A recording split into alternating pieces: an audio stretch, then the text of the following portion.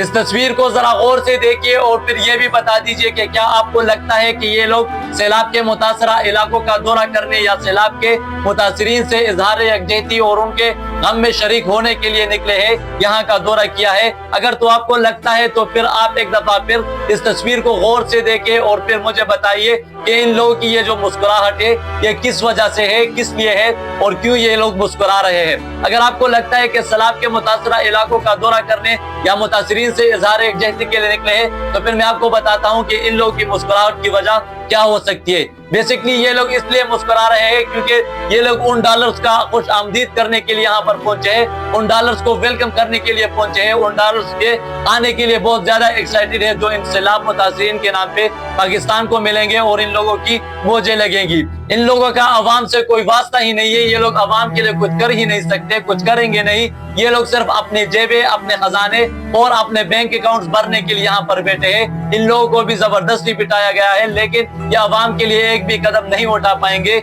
एक भी कदम ये नहीं उठा सकते। वहां पर पूरा पंजाब डूब गया, लोगों की बहुत बड़ी तादाद में नुकसानात हमने देखे, बहुत बड़ी तादाद में लोगों के मवेशी सैलाब में बह गए, लोगों के घर बह गए, लेकिन अफसोस है ये लोग यहाँ पर भी इन हालात में भी मुस्कुरा रहे हैं और कौम के जख्मों पे नमक छिड़क रहे हैं।